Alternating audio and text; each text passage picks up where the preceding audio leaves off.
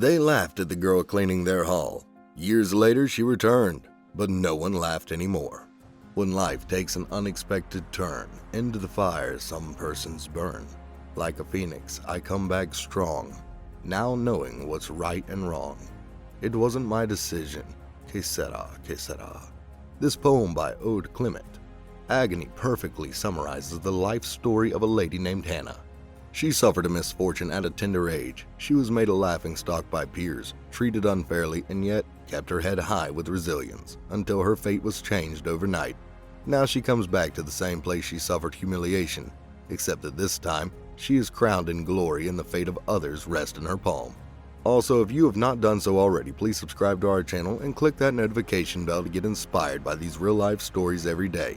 Now back to the story. Hannah's parents were in their 20s when fate interlocked their paths. Her father, Steve Evans, served on contract in the United States Marine Corps in his early 20s. After fully serving the duration of his contract, he had the intention of venturing out on his own to find purpose in his life, as most of his colleagues did.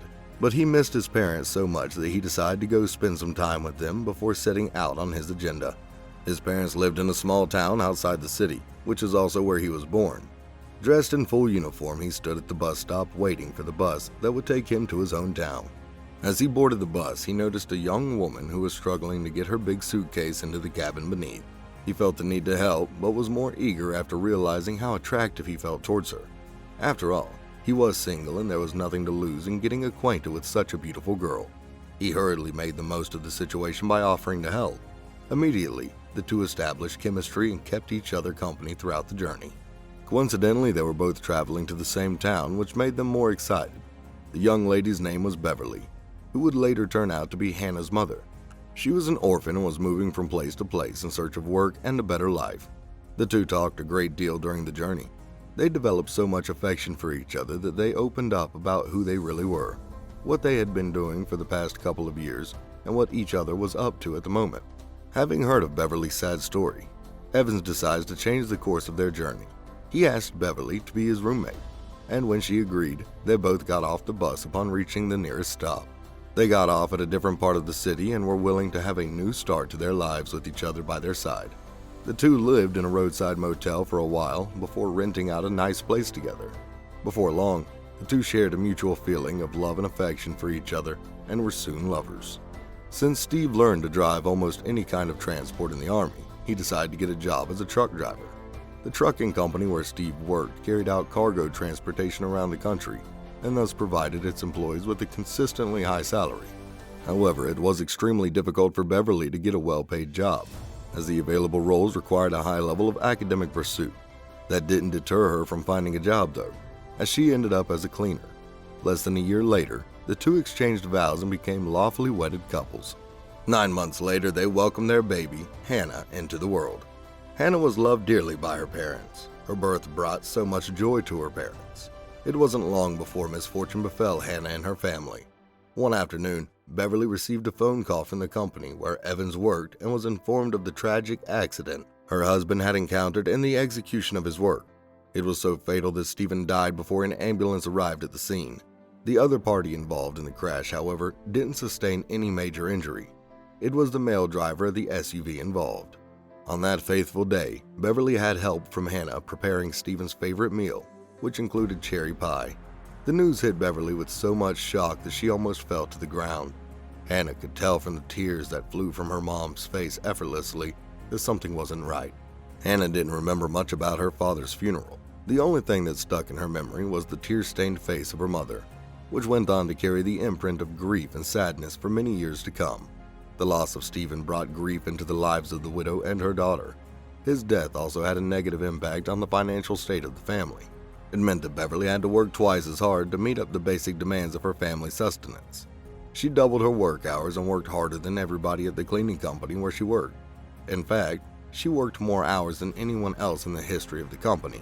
One of the buildings Beverly cleaned as part of her work included a 3-story building that Hannah would one day come to own. Beverly's excessive hours of work later took a huge toll on her. One winter, Beverly felt so weak she could barely make it to work. She requested some time off, which the company graciously granted. However, she just kept getting worse with each passing day. She was rushed to the hospital and was diagnosed with pneumonia. Though the company helped out with her hospital bills, her full recovery would deprive them of almost all of their savings. The company assured Beverly of her job once she was fully recovered. With the breadwinner of the family now invalid, the pressure to do something soon mounted on Hannah. Being the brave girl she is, Hannah dedicated most of her time after school to covering part of her mother's shift to save some funds to purchase drugs for her mother. To relieve herself of too much work after school, she completed part of it as early as possible before going to school. Every day, Hannah put on her mother's rubber boots on top of 3 pairs of socks and the rubber gloves that reached almost to her elbows. She took them up and cleaned the hallway and the stairs.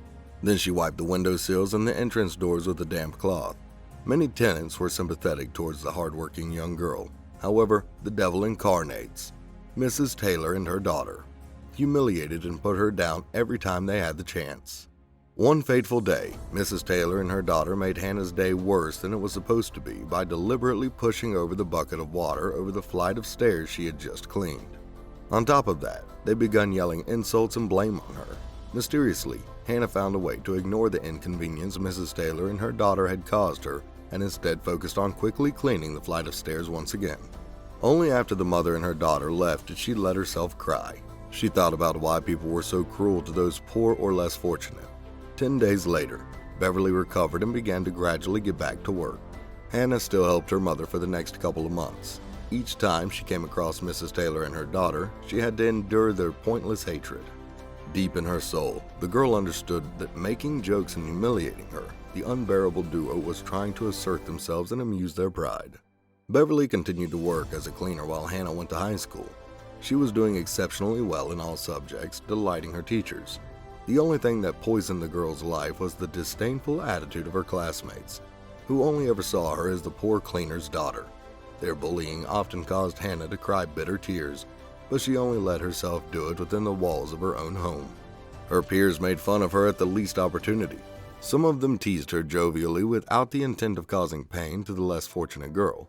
Others did it for the sheer joy of seeing her miserable, while others mocked her because they couldn't fathom how a poor girl like her would be academically superior to them and hated her for that.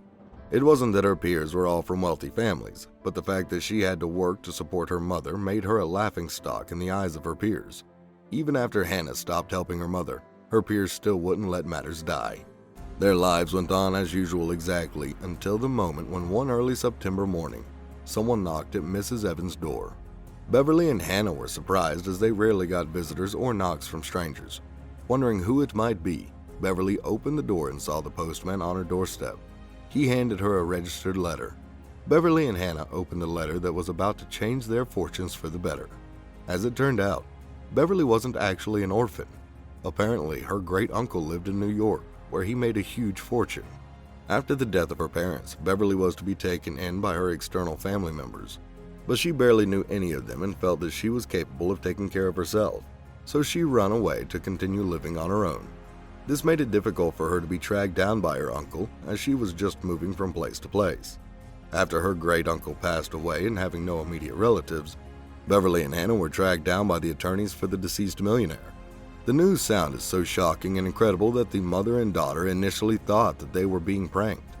But the stamped paper with watermarks and seals ruled out even the slightest likelihood of forgery. Thus, in one instant, Hannah turned from the cleaner's daughter into a rich juvenile with a multi-million-dollar fortune. That day marked the beginning of Beverly and Hannah's new life, full of prosperity and luxury. The kind of life they dreamed of for so many years. When Hannah graduated from high school, she was accepted into one of the best universities in the entire country, which allowed her to get a great education. The young woman chose to study urban construction and architecture. Hannah traveled around the country a lot, until one day she found herself in her birthtown by some twist of fate. The same apartment building where she washed floors many years ago was one of the buildings the company she owned had acquired. Only now, no one made fun of the elegantly dressed young woman who was about to decide whether the house would be renovated or be given a different use. Either way, the tenants were at her mercy, as a renovation would cause them to pay more than what they did. Every tenant rushed to show Miss Evans their respect and affection. Eventually, Hannah got to face Mrs. Taylor and her adult daughter. The stare-down lasted a few seconds and the unbearable duo wandered away, lowering their eyes. Of course, they never expected that one day the cleaning woman's daughter would be making the decision that could affect their lives. Mrs. Taylor and her daughter chose to judge people by their appearance and social status without realizing that life is full of unpredictable surprises. People who were once poor and unimportant may one day rise to the top of the social ladder. If you enjoyed the video, kindly give it a thumbs up, leave a comment in the comments section, and share with others. Thanks for watching, and catch you in the next one.